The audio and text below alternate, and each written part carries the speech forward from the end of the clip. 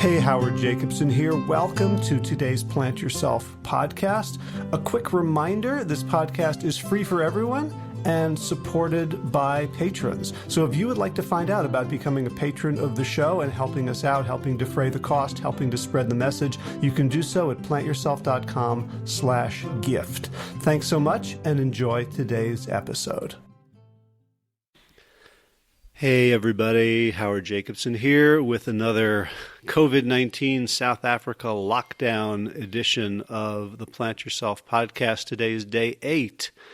Yesterday was hard. Yesterday felt like I was going a little bit stir crazy. It rained a lot of the day. When it stopped raining, I needed to go for a walk, and I went in an area where there was a lot of overhanging grasses, and everything just got soaked. My shoes were soaked. They're still soaked. And I was just feeling like, I got to get out of here. Just wanted to go see other people, go to other places. The only places we go now are grocery stores, just to buy the necessities. And, you know, they're one of the little ones here, maximum 8 people in the store at one time. I was in there the other day and I got a tickle in my throat and I started coughing, and the proprietor came over to me wearing a mask and told me to leave. And so I'm not really welcome back there. And I've been thinking how constrained my life is. And I'm imagining a lot of people listening to this are having the same kind of experience. Your life is constrained. You don't have the same freedom to do the things you normally do.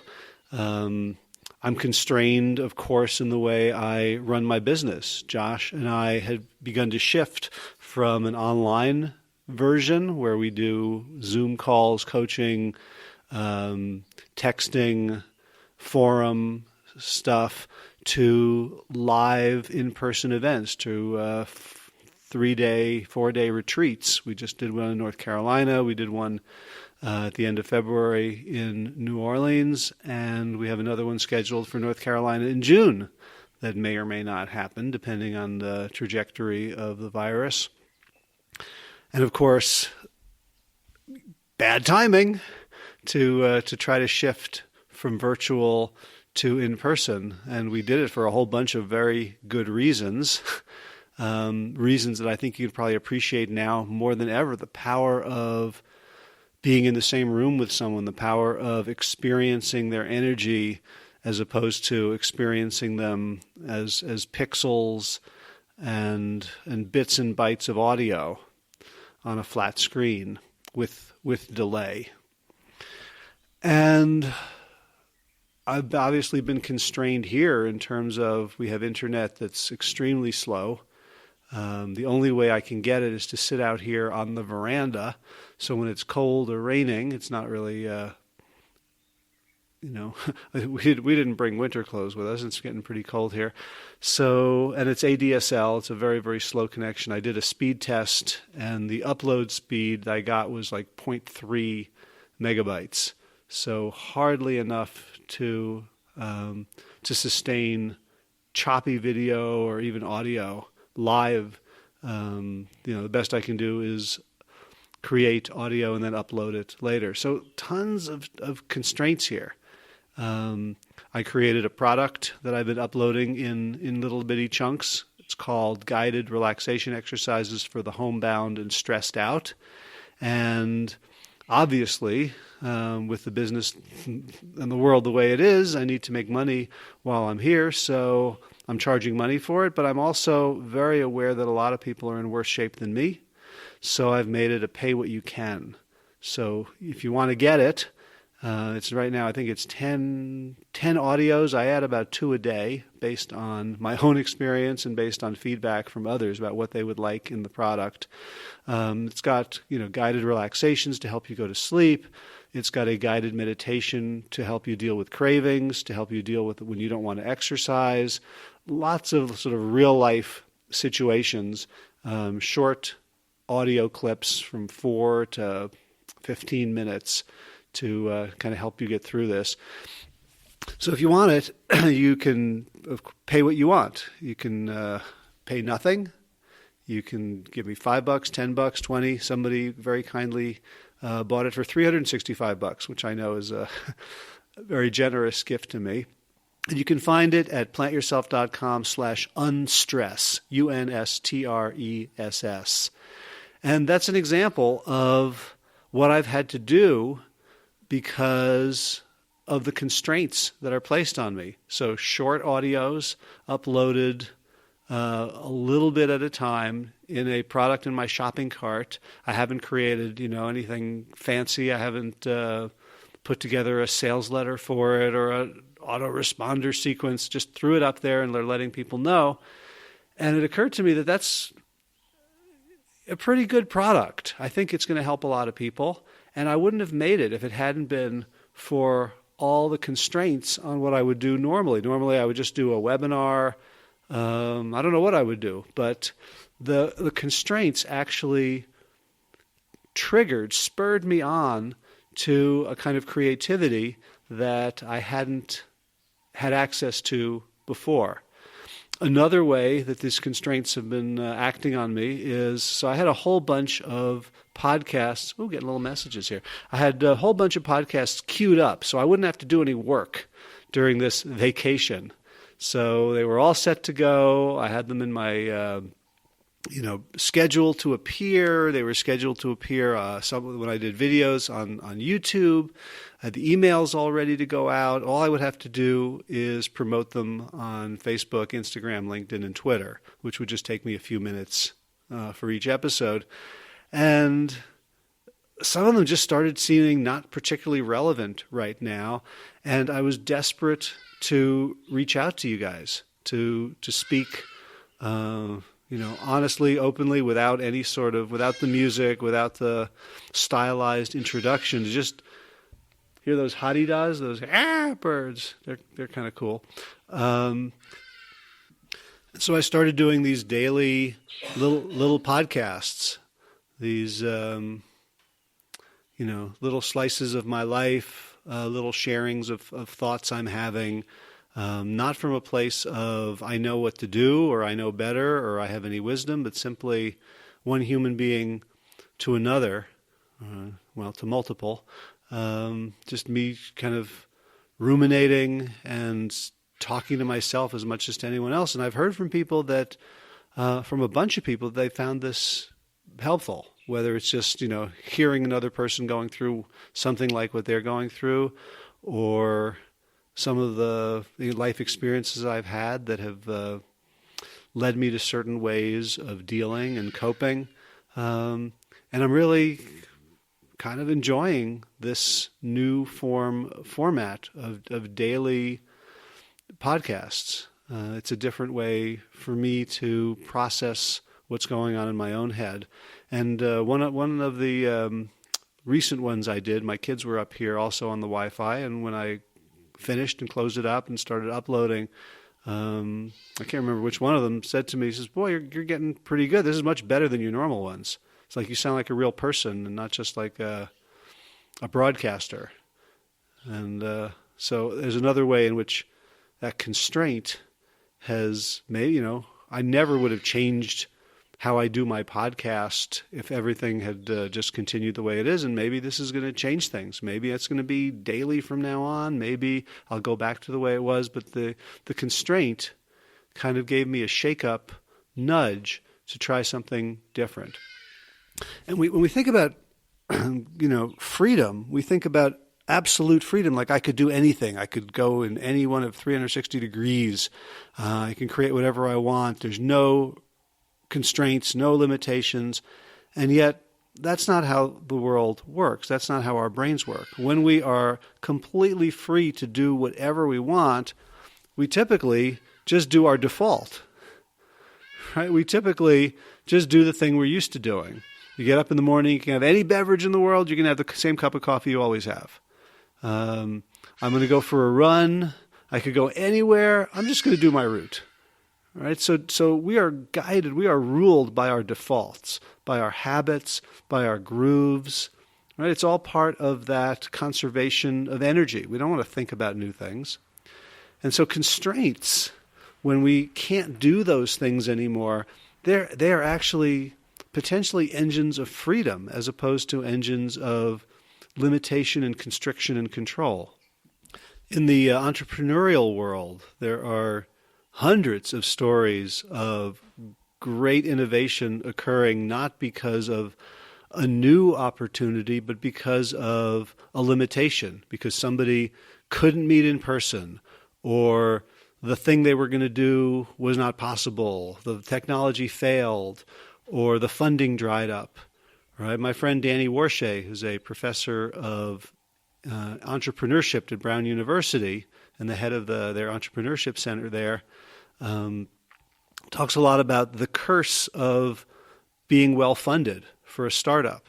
That when you're well-funded, you tend to do things in a very lazy way, just the most obvious first thing. Whereas the companies that are scrappy, that are constrained by very limited budgets, have to think creatively, have to solve problems in a new way that often ends up being more efficient, more elegant, much more game-changey than what existed before, and therefore ends up being superior. So, one example is Skype, which realized that they could drop the price of telephony tremendously by not having any lines, by not having any equipment, by using the internet that already existed and putting their product on top of it. And they were able to give it away for free to millions of people, some of whom started paying for their upgraded services, for their bonus stuff like Skype out and your own phone number and international calling plans and things like that. The point is that the constraints we're living under now can feel extremely onerous. They can feel like they're going to limit us, keep us down. And yet when we look at them in a different way, we can say, oh, this has really disrupted my default. This has really messed with my routine.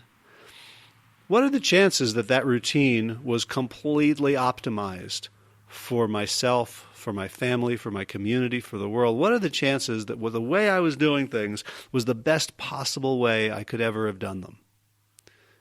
Well, zero, right? There's always room for improvement. And we can make improvements. We can, my whole business is based on people making improvements, eating better, moving in a natural way, getting enough sleep, handling stress, overcoming trauma, right? And we can make conscious efforts to do those things. And yet, when we can't do the things we've done before, that is a gift. That's an opportunity. That's a portal to a kind of introspection and experimentation that can lead to radically new and better outcomes. So I'm going to leave it there for today. Just to invite you to look at the constraints that are on your life right now that are limiting what you can do. The same way when people start eating healthy, they think of it in terms of constraint. I can't have this anymore. I can't have that anymore. And you and I know that once you eliminate a lot of the crap from our diet, not only do we feel better, but we start enjoying food more. We start enjoying cooking more. We start enjoying shopping for produce more. We start looking for more variety and new ways to make flavor. And in the same way, the constraints that are being placed on us now during shelter in place or lockdown, or even the constraints on how we do business. I know it's a painful thing that a lot of us are going through, including me. And Danny Warshay was pointing out that at one point, I think it was in the 50s or 60s, the top stocks in the Dow Jones were all companies that had been started during the Great Depression. So a time when you would think, this is the worst time to start a business. No one's got any money. No one's got any money to buy things. No one's got any money to invest. And yet that period of great constraint was a very fertile creative period. So we can't wish this thing away. We can't snap our fingers and have things back the way they were. And there's a lot of pain and a lot of upheaval and a lot of crisis in our lives right now.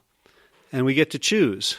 Do we look at it wholly negatively, Or can we explore how the constraints on our lives can help us build better ones, build ones more aligned with our energy, with our passion, with our desires, and more aligned with the world that's going to come out of this, the world that we get to have a say in what it looks like and how it functions, how it honors nature, how it honors all beings, how it honors all humans. So maybe our defaults, some of them should be relegated to our past, and we can use these constraints to experiment, to be creative, and to create new, better, more meaningful, more fulfilling, more beautiful lives for ourselves and for those around us. All right, so if you want to contribute to the mission of this show, another innovation that I've come up with since all these constraints are put in place is that I'm just quickly announcing a tip jar. plantyourself.com/gift. Every little bit helps. You can make a one-time PayPal contribution. You can also sign up to be a patron of the show. I have not been reading out the names. I haven't been doing a lot of things since we've been here. I will return to those. I have gotten a number of generous folks have stepped up to support the mission of the show and to support us right now. So again, plantyourself.com/gift if you'd like to throw a few coins into the tip jar. All right, be well, everybody. I'll come back to you tomorrow if I can. Take care. All right, time for thanks. Thanks to Will Ridenauer for allowing me to use his beautiful song Sabali Dawn, the Dance of Peace. You can find more of Will's music at his website, willridenauer.com. And of course, thanks to all of you Plant Yourself podcast patrons. Kim Harrison, Lynn McClellan, Anthony Disson, Brittany Porter, Dominic Maurer, Barbara Whitney, Tammy Black, Amy Good, Amanda Hatherley, Mary Jane Wheeler, Ellen Kennelly, Mr. Cobb, Rachel Behrens, Christine Nielsen, Tina Sharp, Tina Ahern, Jennifer Kanowski, David Bizek, The Mysterious, Michelle X, Elspeth Feldman, Leah Stoller, Alan Christensen, Colleen Peck, Michelle Landry, Josina, Sarah Durkis, Rhymes with Circus, Kelly Cameron, Wayne Pedersen, Janet Selby. Hi, Janet. Claire Adams, Tom Franzak, Jeanette Benham, Gilles Sert, David Donahue, Blair Cyber, Dorona Vizov, Gio and Carolyn Argentati, Jody Friesen, Ruth Ann Funderburg, Misha Rosen, Michael Warbeck, The Equally Mysterious, Tracy Z, Aviva Lael, Alicia Lemus, Rebecca Hughes, Val Linneman, Rhymes with Cinnamon, Nick Harper, Martha Bergner, Susan Ahmad, Nolly Levine, The Inscrutable Harry R., Susan Laverty, The Panda Vegan, Craig Kovic, Adam Sharp, Karen Burry, Heather Morgan, Kelly Machia, Deanne Norton, Bonnie Lynch at Plant Happy Oregon, Sabina Kurtzels, Nigel Davies, Marion Blum, Teresa Coble, Julian Watkins, Breed O'Connell, Shannon Hirschman, Linda Ayat, Holm Hedegaard, Izatu Zinwa, Connie Hainline, Aaron Greer, Alicia Davis, Heather O'Connor, Carolyn Jensen, Sherry Orlikoski of Plant Powered for Health, Karen Smith, Scott Morani, Karen Jo Crabtree, Tanya Lewis, Kirby Burton, Teresa Carell, Kevin McCauley, Elizabeth Rothschild, Ann Jesse, Cheryl Dwyer, Jenny Hazelton, Valerie Peltier, Peter W. Evans, Colleen Harrison, Justin Divich, Joshua Summermeyer, Dennis Bird, Darby Kelly, Lori Fanny, Linnea Lundquist, Valerie Hummel, Emily Iaconelli, Levy Wallach, Rosamund McAtee, Dan Picorni, Stephen Lehman, Patty DiMartino, Mike and Donna Kartz, Deanne Bishop, Bill Brielf, Gunter Schmidt, Marjorie Lewis, Kelly Molden, Trish Adams, Ian Kramer, Nancy Sheldon, Lindsay Bayshore, Gunmarie Hagen, Tracy Gullidge, Laura Heaton, Meg from Mama Says, Rochelle Kennedy, Diana Goldman, Stacey Stokes, Ben Savage, Michael Kay, Holly Butler, David Hughes, Connie Rogers, Claire England, Sally Robertson, Paran Ganshi, Amy Daly, Brian Tourville, Mark Jeffrey Johnson, Josie Dempsey, Karen Schmidt, Pamela Hayden, Emily Perryman, Olga Sidorowska, Allison Corbett, Richard Stone, Lauren Vaught of Edible Musings, Aaron Hasty, Sean Owen, Sagar Nayak, Erica Piedra, Danielle Roberts, and Michael Lushton for your generous support of the podcast. That's it for now. As always, be well, my friends.